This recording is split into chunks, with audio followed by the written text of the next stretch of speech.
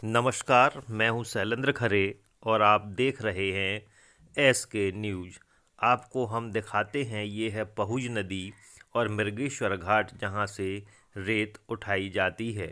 ख़ास बात यह है कि यहाँ लोगों का दावा रहता है कि हमारे खेत हैं, जबकि यहाँ किलोमीटर नहीं, कम से कम 7 से 8 किलोमीटर में यहाँ रेत ही रेत है और लाखों का नहीं, यहाँ करोड़ों का रेत का भंडारण है, जिस पर लोगों की नीयत है और प्रशासनिक अधिकारियों की भी।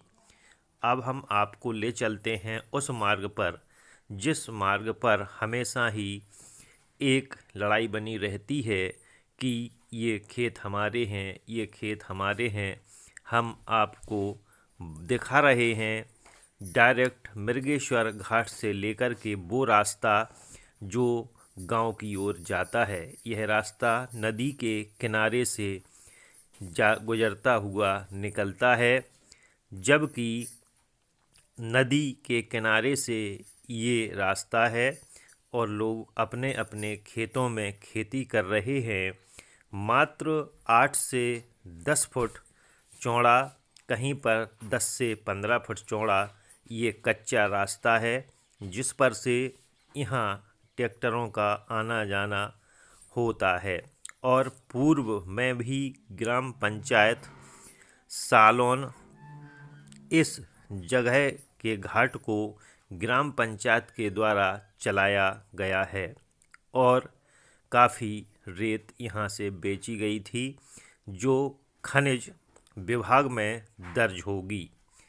और इसकी जानकारी लेने के लिए जब हमारी टीम ने इसका मुआयना किया तो ये ऐसा रास्ता मिला जो आप देख रहे हैं। ये मृगेश्वर धाम स्थान है और यहाँ से ही होकर के इस घाट के लिए गुजरना पड़ता है। ये रास्ता कच्चा है लेकिन सही है, जिस पर कोई दिक्कत नहीं होती और नदी के किनारे से सटा हुआ ये रास्ता है। जबकि लोगों का दावा होता है कि हमारा यहाँ खेत है और खेतों में हमारी फसलें बोई गई हैं, जिससे हमारा नुकसान हो रहा है। जबकि आप ये रास्ता देख रहे हैं, ये साफ है कि ये खेतों में होकर के तो हो सकता है, लेकिन इस रास्ते से किसी का कोई नुकसान नहीं होता, किसी भी किसान का कोई नुकसान नहीं है। सभी किसान अपने अपने खेतों की तार फेंसिंग किए हुए हैं। कुछ खेत ऊपर जो नदी के किनारे हैं, जिसे ढियारा बोलते हैं, उसके ऊपर हैं, और कुछ खेत जो शासन के द्वारा पट्टे दिए गए थे वो हैं जो कि शासन के हैं। और खनिज संपदा को उठाने के लिए प्रशासन अपने ज़मीन को वापस भी ले सकता है, ऐसे कई नियम हैं।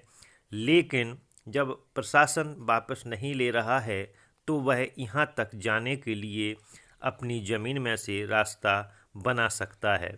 कुछ लोगों ने तो यहाँ पट्टों की ज़मीन को बेच भी दिया है, जबकि यह गलत है, क्योंकि पट्टे हर किसी को नहीं दिए जाते, कुछ चुनिंदा लोगों को दिए जाते हैं। और पट्टों की ज़मीन शासन इसलिए देती है कि वह अपनी उदरपूर्ति, अपना भरण पोषण कर सकें। कुछ ज़मीन हो सकती है कि खातों की हो, जो व्यक्तिगत खाते होंगे, लेकिन इस रास्ते में ऐसा कुछ भी नहीं दिख रहा जिससे लोगों का नुकसान हो। कुछ लोगों ने, जो दबंग लोग हैं, उन लोगों ने सिर्फ रेत उठाने के लिए यहाँ किसानों से एग्रीमेंट कर रखा है, जो कि एग्रीमेंट खेती करने का हो सकता है, क्योंकि रेत उठाने के लिए ऐसा कोई एग्रीमेंट शायद सामने आया हो। और आप सभी को ये हम बता रहे हैं कि ये रास्ता सीधा मृगेश्वर घाट के लिए जाता है, लेकिन हम यहाँ उल्टे ही चले हैं कि हम सबसे पहले यहाँ उस रेत खदान पर पहुँचे, उसके बाद मृगेश्वर घाट पर पहुँचे और वहाँ से हमारा सफ़र गांव की ओर है। ये रास्ता हम आपको इसलिए दिखा रहे हैं कि आप लोग ये देखें कि यहाँ किसी भी किसान का कोई नुकसान नहीं है। अगर ये रास्ता खेत में होकर के या खाते की ज़मीन में होकर के, पट्टे की ज़मीन में होकर के भी गुजरता है, तो इस रास्ते से किसी भी व्यक्ति का, किसी भी किसान का कोई बिल्कुल भी नुकसान नहीं है, क्योंकि ये पूर्व सरपंच के द्वारा बनाया गया रास्ता था और इसमें प्रशासन ने पूर्ण मदद की थी। अब यही रास्ता लोग अपनी दबंगई बता करके यहाँ ठेकेदार को काम नहीं करने दे रहे हैं, जबकि ये रास्ता पूरा ही बिल्कुल साफ सुथरा बना हुआ है।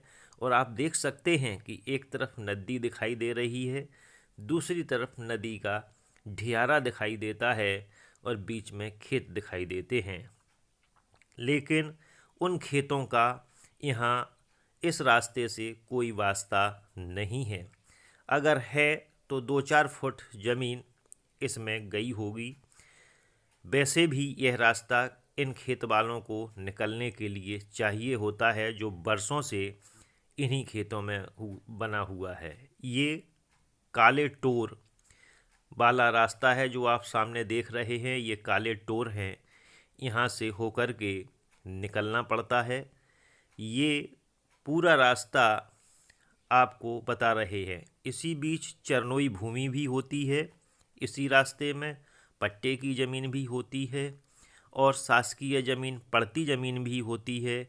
शासकीय रास्ता भी हो सकता है, क्योंकि जब मृगेश्वर घाट है तो वहाँ तक के लिए रास्ता होगा ही, लेकिन इस पर किसी ने अभी तक अमल नहीं किया, ना ही देखा है।